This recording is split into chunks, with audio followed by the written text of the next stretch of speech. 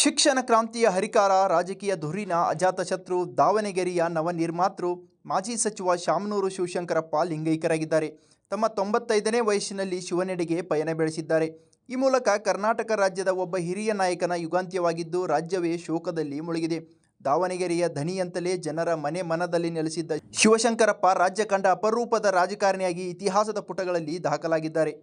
ಶಿಕ್ಷಣ ಭೀಷ್ಮ, ಸೋಲಿಲ್ಲದ ಸರದಾರ, ಸಮಾಜ ಸೇವಕ, ಬಡವರ ಬಂಧು ಹೀಗೆ ಅನೇಕ ಹೆಸರುಗಳಿಗೆ ಅರ್ಹವಾದ ವ್ಯಕ್ತಿತ್ವ ಶಾಮನೂರು ಅವರದ್ದು. ಶಾಮನೂರು ತಮ್ಮ 94ನೇ ವಯಸ್ಸಿನಲ್ಲೂ ಯುವಕರು ನಾಚುವಂಥ ಅದ್ಭುತ ಸ್ಮರಣಶಕ್ತಿ, ವಾಗ್ಬಾನದಂಥ ಚುಟುಕು ಮಾತುಗಳು, ಸದಾ ಮಿಂಚು ಹೊರಹೊಮ್ಮಿಸುವಂಥ ತೀಕ್ಷ್ಣ ಕಣ್ಣುಗಳು ಅವರ ಜೀವನೋತ್ಸಾಹ ಎಲ್ಲರಿಗೂ ಸ್ಫೂರ್ತಿಯಾಗುವಂತೆ ಮಾಡುತ್ತಿತ್ತು.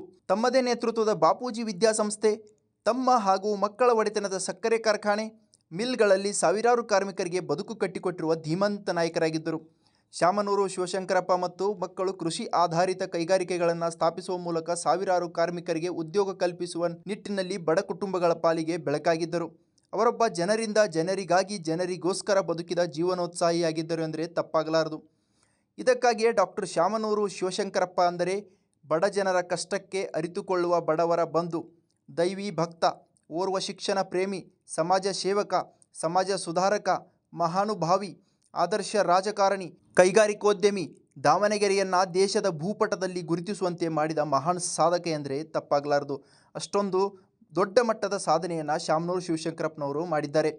ಜನರ ಪಾಲಿಗೆ ಜವಾರಿ ಮಾತಿನ ಜನನಾಯಕ, ಹೀಗೆ ಹಲವು ನಾಮಗಳಿಂದ ದಾವಣಗೆರೆಯ ಧನಿಯನ್ನು ಕರೆಯಲಾಗುತ್ತೆ. ಶಾಮನೂರು ತಮ್ಮ ಹಾಸ್ಯಪ್ರಜ್ಞೆ ಮತ್ತು ನೇರ ಮಾತುಗಳಿಂದಲೇ ಜನರನ್ನು ಸೆಳೆಯುತ್ತಿದ್ದ ವ್ಯಕ್ತಿತ್ವವನ್ನು ಹೊಂದಿದ್ರು. ಎಷ್ಟೇ ಶ್ರೀಮಂತರಾಗಿದ್ದರೂ ದಾವಣಗೆರೆಯ ಜನರಿಗೆ ಇವರು ಪ್ರೀತಿಯ ಅಪ್ಪಾಜಿಯಾಗಿದ್ದರು. ದಾವಣಗೆರೆಯ ಅಭಿವೃದ್ಧಿಗೆ ಜೊತೆಗೆ ರಾಜ್ಯದ ಕೀರ್ತಿಯನ್ನು ಎತ್ತರಕ್ಕೆ ಕೊಂಡೊಯ್ದಿರುವ ಹೆಗ್ಗಳಿಕೆಯು ಎಸ್ ಅವರಿಗೆ ಸಲ್ಲುತ್ತದೆ. ಸಾಮಾಜಿಕ ಹಾಗೂ ರಾಜಕೀಯ ಕ್ಷೇತ್ರದ ಪಾಲಿಗೆ ಶಾಮನೂರು ಒಂಥರ ಗಾಡ್ ಫಾದರ್ ಇದ್ದಂತಿದ್ದರು. ಇದೇ ಕಾರಣಕ್ಕೆ ಇಂದು ಪಕ್ಷಾತೀತವಾಗಿ ರಾಜಕೀಯ ನಾಯಕರು ಶಿವನೂರಿಗೆ ಪಯಣ ಬೆಳೆಸಿದ ಶಾಮನೂರು ಶಿವಶಂಕರಪ್ಪನವರನ್ನು ಸ್ಮರಿಸಿ ಭಾವುಕರಾಗ್ತಿದ್ದಾರೆ. ಅಲ್ಲದೆ ಎಲ್ಲ ಕ್ಷೇತ್ರಗಳಲ್ಲಿಯೂ ತಮ್ಮ ಹೆಗ್ಗುರುತನ್ನು ಮೂಡಿಸಿರುವ ಶಾಮನೂರು ಅವರ ಗುಣಗಾನ ಮಾಡುತ್ತಿದ್ದಾರೆ. ರಾಜಕೀಯ ನಾಯಕರು, ಅವರ ಲಕ್ಷಾಂತರ ಅಭಿಮಾನಿಗಳು, ಹಿತೈಷಿಗಳು, ಆಪ್ತರು ಕಣ್ಣೀರಲ್ಲಿ ಕೈ ತೊಳೆಯುವಂತಾಗಿದ್ದು, ಇದು ಕಾರಣಕ್ಕಾಗಿ ಶಾಮನೂರು ಅವರ ಜನಸ್ನೇಹಿ ನಡವಳಿಕೆಯೇ ಪ್ರಮುಖವಾದ ಕೈಗನ್ನಡಿಯಾಗಿದೆ. 1931ರ ಜೂನ್ 16ರಂದು ದಾವಣಗೆರೆಯಲ್ಲಿ ಜನಿಸಿದ ಶಾಮನೂರು ತಾಯಿ ಸಾವಿತ್ರಮ್ಮ, ತಂದೆ ಕಲ್ಲಪ್ಪ ಅವರ ಒಂದು ಸಾಮಾನ್ಯ ವ್ಯಾಪಾರಿ ಕುಟುಂಬದಲ್ಲಿ ಜನಿಸಿದರು. ರೈತ ಕುಟುಂಬದ ಹಿನ್ನೆಲೆಯಿಂದ ಬಂದಿದ್ದ ಇವರು ಶಿವಶಂಕರಪ್ಪ ಅಸಾಮಾನ್ಯ ಸಾಧಕನಾಗಿ ಬೆಳೆದು ನಿಂತಿದ್ದು ಅವರ ಗರಡಿಯಲ್ಲಿ ಮಾತ್ರ. ಅಲ್ಲದೆ ಶಾಮನೂರು ಶಿವಶಂಕರಪ್ಪನವರ ಜೀವನದ ಯಶೋಗಾಥೆ ಮಾತ್ರ ಯಾವುದೇ ಸಿನಿಮಾಗಿಂತಲೂ ಕಡಿಮೆ ಏನಿಲ್ಲ. ಅಷ್ಟರ ಮಟ್ಟಿಗೆ ನಡೆದು ಬಂದ ಅವರ ಹಾದಿ ಕೋಟ್ಯಾಂತರ ಜನರಿಗೆ ಸ್ಫೂರ್ತಿಯಾಗುತ್ತಿದೆ. ಶಾಮನೂರು ತಮ್ಮ 64ನೇ ವಯಸ್ಸಿನಲ್ಲಿಯೇ ಮೊದಲ ಬಾರಿಗೆ 1994ರಲ್ಲಿ ದಾವಣಗೆರೆಯ ನಗರಸಭೆ ಅಧ್ಯಕ್ಷರಾಗಿ ರಾಜಕೀಯ ಜರ್ನಿಯನ್ನು ಆರಂಭಿಸ್ತಾರೆ. 1997ರಲ್ಲಿ ಸಂಸದರಾಗಿಯೂ ಆಯ್ಕೆ ಆಗ್ತಾರೆ. ಅದಾದ ಬಳಿಕ ಹಂತ ಹಂತವಾಗಿ ಅವರು ಈವರೆಗೆ ಮಾಡಿರುವ ಸೇವೆ, ಸಾಧನೆ, ಕೆಲಸಗಳೆಲ್ಲವೂ ಸಾಧನೆಯಾಗಿಯೇ ಸಾರ್ವಕಾಲಿಕ ಸ್ಮರಣೀಯವಾಗಿರಲಿವೆ. ಇನ್ನು ನಗರಸಭೆ ಅಧ್ಯಕ್ಷರಾಗಿದ್ದ ವೇಳೆಯಲ್ಲಿಯೇ ದಾವಣಗೆರೆ ವಿಧಾನಸಭಾ ಕ್ಷೇತ್ರದಿಂದ ವಿಧಾನಸಭೆಗೆ ಆಯ್ಕೆ ಆಗ್ತಾರೆ. ನಂತರ 2004ರಲ್ಲಿ ಮತ್ತೆ ಅದೇ ಕ್ಷೇತ್ರದಿಂದ ಗೆಲುವಿನ ನಗೆ ಬೀರಿದ್ದರು ಈ ಶಾಮನೂರು. ಇನ್ನು 2008ರಲ್ಲಿ ಕ್ಷೇತ್ರ ವಿಂಗಡಣೆಯಾದಾಗ 2008, 2013 ಹಾಗೂ 2018, 2023ರವರೆಗೆ ದಾವಣಗೆರೆ ದಕ್ಷಿಣ ಮತಕ್ಷೇತ್ರದಿಂದ ಶಾಸಕರಾಗಿ ಒಟ್ಟು 6 ಬಾರಿ ಆಯ್ಕೆಯಾಗಿದ್ದರು. ಅಲ್ಲದೆ ಕಳೆದ 2013ರಲ್ಲಿ ಸಿದ್ದರಾಮಯ್ಯ ನೇತೃತ್ವದ ಕಾಂಗ್ರೆಸ್ ಸರ್ಕಾರ ಅಸ್ತಿತ್ವಕ್ಕೆ ಬಂದಾಗ ತೋಟಗಾರಿಕಾ ಸಚಿವರಾಗಿಯೂ ಕೆಲಸ ಮಾಡಿದರು. ಇನ್ನು ಕೆಪಿಸಿಸಿಯ ಖಾಯಂ ಖಜಾಂಚಿಯಾಗಿಯೂ ಶಾಮನೂರು ಸುದೀರ್ಘ ಸೇವೆಯನ್ನು ಸಲ್ಲಿಸಿದರು. ತಾವು ಸಚಿವರಾಗಿದ್ದ ಸಮಯದಲ್ಲಿಯೇ ತಮ್ಮ ನೇರ ಮಾತುಗಾರಿಕೆಯಿಂದಲೇ ಹಿರಿಯ ನಾಯಕ ರಾಜ್ಯದ ಗಮನ ಸೆಳೆದಿದ್ದರು. ಈ ದಾವಣಗೆರೆಯ ಧನಿಯ ವಿಚಾರದಲ್ಲಿ ನಾವಿಲ್ಲಿ ಒಂದು ಪ್ರಸಂಗವನ್ನು ನೆನಪಿಸಿಕೊಳ್ಬೋದು. ಶಾಮನೂರು ಸಚಿವರಾಗಿದ್ದಾಗ ಮಾಧ್ಯಮಗಳು, ನೀವು ಸಚಿವರಾಗಿದ್ದೀರಿ, ಸರ್ಕಾರಿ ವಾಹನದಲ್ಲಿ ಓಡಾಡ್ತಿದ್ದೀರಿ, ಸಚಿವ ಸ್ಥಾನದಿಂದ ಕೈಬಿಟ್ಟರೆ ಆಗ ಯಾವುದರಲ್ಲಿ ಓಡಾಡ್ತೀರಿ ಎಂದು ಪ್ರಶ್ನಿಸಿದ್ವು. ಆಗ ತಕ್ಷಣ ಎಂದಿನ ತಮ್ಮ ಮಾತಿನ ಶೈಲಿಯಲ್ಲಿ ನಾನು ಬೆಂಚ್ ಕಾರ್ನಲ್ಲಿ ಸುತ್ತಾಡ್ತೀನಿ ಎಂದು ಹೇಳುವ ಮೂಲಕ ಶಾಮನೂರು ತಮ್ಮತನವನ್ನು ಬಿಟ್ಟುಕೊಟ್ಟಿರಲಿಲ್ಲ. ಶಾಮನೂರು ಶಿವಶಂಕರಪ್ಪ ಕೇವಲ ಹಣ ಗಳಿಸಲಿಲ್ಲ, ಬದಲಿಗೆ ಅದನ್ನು ಸಮಾಜಕ್ಕೆ ಮರಳಿಸುವುದರಲ್ಲೂ ಹಿಂದೆ ಬಿದ್ದವರಲ್ಲ. LKGಯಿಂದ MBBS ವರೆಗೂ 50ಕ್ಕೂ ಅಧಿಕ ಶಿಕ್ಷಣ ಕೇಂದ್ರಗಳು, ಬ್ಯಾಂಕ್ಗಳು, 10 ಶಾಖೆಗಳು, ರೈಸ್ ಮಿಲ್ಗಳು, ಸಕ್ಕರೆ ಕಾರ್ಖಾನೆಗಳನ್ನು ದಾವಣಗೆರೆ ಹಾಗೂ ಸುತ್ತಮುತ್ತಲಿನ ಊರುಗಳಲ್ಲಿ ಸ್ಥಾಪಿಸಿದ್ದಾರೆ. ಈ ಮೂಲಕ ಜಿಲ್ಲೆಯನ್ನು ಶಿಕ್ಷಣ ಮತ್ತು ಉದ್ಯಮ, ವೈದ್ಯಕೀಯ, ಆರ್ಥಿಕ ಕ್ಷೇತ್ರಗಳಲ್ಲಿ ಬೆಳೆಸಿ ಶಾಮನೂರು ಶಿವಶಂಕರಪ್ಪನವರು ದಾವಣಗೆರೆ ಹೆಸರನ್ನು ಜನಮಾನಸದಲ್ಲಿ ಉಳಿಯುವಂತೆ ಮಾಡಿದ್ದಾರೆ. ಡಾಕ್ಟರ್ ಶಾಮನೂರು ಶಿವಶಂಕರಪ್ಪ ಅವರು ಬಡವರ ಬಂಧು, ಶಿಕ್ಷಣ ಪ್ರೇಮಿ, ಸಮಾಜ ಸೇವಕರಾಗಿ ಗುರುತಿಸಿಕೊಂಡಿರುವುದು ಈ ಎಲ್ಲ ಕಾರಣಕ್ಕಾಗಿ. ಅಲ್ಲದೆ ಹಲವು ರಾಷ್ಟ್ರ ಹಾಗೂ ರಾಜ್ಯ ಮಟ್ಟದ ಪ್ರಶಸ್ತಿಗಳನ್ನು ಪಡೆದಿದ್ದಾರೆ. ಶಿಕ್ಷಣ, ಆರೋಗ್ಯ ಮತ್ತು ಬ್ಯಾಂಕಿಂಗ್ ಕ್ಷೇತ್ರಗಳಲ್ಲಿ ಮಹತ್ವದ ಸೇವೆಯನ್ನು ಸಲ್ಲಿಸ್ತಾ ಇದ್ದಾರೆ. ವೀರಶೈವ ಲಿಂಗಾಯತ ಮಹಾಸಭಾದ ಅಧ್ಯಕ್ಷರಾಗಿ ಸಮಾಜದಲ್ಲಿ ಪ್ರಮುಖ ಪಾತ್ರ ವಹಿಸಿದ್ದರು. ಕೋವಿಡ್ ಸಂದರ್ಭದಲ್ಲಿ ಉಚಿತ ಲಸಿಕೆ ನೀಡುವ ಮೂಲಕ ಜನಪರ ಕಾಳಜಿಯನ್ನು ಶಾಮನೂರು ಮೆರೆದಿದ್ದರು.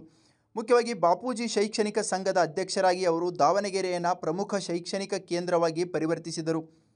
ಡಾಕ್ಟರ್ ಶಾಮನೂರು ಶಿವಶಂಕರಪ್ಪ ಜನಕಲ್ಯಾಣ ಟ್ರಸ್ಟ್ ಮೂಲಕ ಬಡ ವಿದ್ಯಾರ್ಥಿಗಳಿಗೆ ಸ್ಕಾಲರ್ಶಿಪ್ ನೀಡಲು 5 ಕೋಟಿ ರೂಪಾಯಿ ಠೇವಣಿ ಇಟ್ಟಿದ್ದರು. ಇದರಲ್ಲಿ ವಿಶೇಷವೆಂದರೆ ಪತ್ರಕರ್ತರ ಮಕ್ಕಳ ವಿದ್ಯಾಭ್ಯಾಸಕ್ಕಾಗಿಯೇ 1 ಕೋಟಿ ರೂಪಾಯಿಯನ್ನು ಮೀಸಲಿಟ್ಟಿದ್ದರು. ಜಾತಿ ಮತ ನೋಡದೆ ಬಡ ಪ್ರತಿಭಾವಂತರಿಗೆ ನೆರವನ್ನು ನೀಡ್ತಾ ಇದ್ದರು. ಕೋವಿಡ್ 2ನೇ ಅಲೆ ಸಂಕಷ್ಟದ ಸಮಯದಲ್ಲಿಯೂ ಬಡವರಿಗೆ ಉಚಿತವಾಗಿ ನೀಡಲು ಬರೋಬ್ಬರಿ 6 ಕೋಟಿ ರೂಪಾಯಿ ಮೌಲ್ಯದ 60,000 ಲಸಿಕೆಗಳನ್ನು ಸ್ವಂತ ಖರ್ಚಿನಲ್ಲಿ ಖರೀದಿಸಿದ್ದರು. ಹೀಗೆ ಬಡವರ, ಕಾರ್ಮಿಕರ, ನೊಂದವರ, ಅಸಹಾಯಕರ ಪರವಾಗಿ ಗಟ್ಟಿಯಾಗಿ ನಿಲ್ಲುತ್ತಿದ್ದ ಶಾಮನೂರು ಶಿವಶಂಕರಪ್ಪ ಅವರನ್ನು ಕಳೆದುಕೊಂಡ ಸಾಮಾಜಿಕ, ಉದ್ಯಮ ಹಾಗೂ ರಾಜಕೀಯ ಕ್ಷೇತ್ರಗಳಲ್ಲಿ ಸಾಕಷ್ಟು ನೀರವ ಮೌನ ಆವರಿಸಿದೆ. ಇನ್ನು ರಾಜ್ಯ ರಾಜಕಾರಣದಲ್ಲಿ ಶಾಮನೂರು ಯಾವತ್ತೂ ತಮ್ಮ ಹಳಿ ತಪ್ಪಿದವರಲ್ಲ. ಸರಳ ಸಜ್ಜನಿಕೆಯಿಂದಲೇ ವಿವಾದರಹಿತರಾಗಿಯೇ ಬದುಕಿನ ಯಾನವನ್ನು ಮುಗಿಸಿದ್ದಾರೆ. ತಮ್ಮ ಇಡೀ ರಾಜಕೀಯದುದ್ದಕ್ಕೂ ಯಾವುದೇ ಹಗರಣ, ವಿವಾದಗಳಿಗೆ ಸಿಲುಕದ ರಾಜಕಾರಣಿಯಾಗಿದ್ದರು. ಅಷ್ಟರ ಮಟ್ಟಿಗೆ ಶುದ್ಧ ಹಸ್ತರಾಗಿಯೇ ಜನಸೇವೆಗೆ ಶಾಮನೂರು ಹೆಸರಾಗಿದ್ದರು. ಅಲ್ಲದೆ ಕುಟುಂಬ ರಾಜಕಾರಣದ ಕಳಂಕವನ್ನು ಎಂದಿಗೂ ಶಾಮನೂರು ಅಂಟಿಸಿಕೊಂಡಿಲ್ಲ. ರಾಜ್ಯದಲ್ಲಿ ಹಲವು ನಾಯಕರು ಕುಟುಂಬ ರಾಜಕೀಯದಲ್ಲಿದ್ದಾರೆ. ಆದರೆ ಮಗ ಮಂತ್ರಿ, ಸೊಸೆ ಸಂಸದೆಯಾಗಿದ್ದರೂ ಕೂಡ ಅವರಿಗೆ ಕೌಟುಂಬಿಕ ರಾಜಕಾರಣದ ಯಾವುದೇ ಬಿಸಿ ತಟ್ಟಿಲ್ಲ. ಇದಕ್ಕೆ ಕಾರಣ ಅವರು ರಾಜಕೀಯ ಚಾಣಾಕ್ಷತೆ ಹಾಗೂ ಜನಪರ ತುಡಿತದಿಂದ ತಾವು ರಾಜಕೀಯದಲ್ಲಿ ಗುರುತಿಸಿಕೊಂಡಿದ್ದರು. ಇನ್ನು ರಾಜಕೀಯವಾಗಿಯೂ ಶಾಮನೂರು ಎಂದರೆ ಸಾಕು, ಎಲ್ಲ ಪಕ್ಷಗಳ ನಾಯಕರು ಯಾವತ್ತೂ ಟೀಕಿಸಿಲ್ಲ, ವಿರೋಧಿಸಿಲ್ಲ. ಅಷ್ಟೊಂದು ಸ್ನೇಹ, ಪ್ರೀತಿಯ ಭಾವದೊಂದಿಗೆ ಎಲ್ಲ ಪಕ್ಷದವರೊಂದಿಗೆ ಒಡನಾಟ ಹೊಂದಿದ್ದರು. ಕಾಂಗ್ರೆಸ್ಸೇತರ ಯಾವುದೇ ಸರ್ಕಾರ ರಾಜ್ಯದಲ್ಲಿದ್ದರೂ ಸಹ ಶಾಮನೂರು ಮಾತನ್ನು ತಿರಸ್ಕರಿಸುವ ಮಾತೇ ಇರಲಿಲ್ಲ. ಆ ಹಿಡಿತ ಹಾಗೂ ಆ ಬಾಂಧವ್ಯವನ್ನು ಶಾಮನೂರು ಇಟ್ಕೊಂಡಿದ್ದರು. ಇಷ್ಟೆಲ್ಲ ಅಭೂತಪೂರ್ವ ಅಮೋಘ ಸಾಧನೆ ಮಾಡಿರುವ ಹಿರಿಯ ನಾಯಕನ ಸಾಧನೆ ಹಾಗೂ ಜೀವನ ಯಶೋಗಾಥೆಯನ್ನು ಪ್ರತಿಯೊಬ್ಬ ಕನ್ನಡಿಗನೂ ಮರೆಯುವಂತಿಲ್ಲ. ರಾಜ್ಯದ ಏಳ್ಗೆಗಾಗಿ ಶ್ರಮಿಸಿ ಯಾರಿಗೂ ಹೇಳದೆ ಶಿವನೂರಿಗೆ ದಿಢೀರ್ ಎದ್ದು ಹೋಗಿರುವ ಶಾಮನೂರು ಎಲ್ಲರ ಮನದಲ್ಲಿ ಸಾರ್ವಕಾಲಿಕ ಸ್ಮರಣೀಯರಾಗಿರುತ್ತಾರೆ. ಹೆಚ್ಚಿನ ವಿಡಿಯೋಗಳಿಗೆ ಪ್ರತಿಧ್ವನಿ ಯೂಟ್ಯೂಬ್ ಚಾನೆಲ್ ಸಬ್ಸ್ಕ್ರೈಬ್ ಮಾಡಿ, ಬೆಲ್ ಐಕಾನ್ ಕ್ಲಿಕ್ ಮಾಡಿ.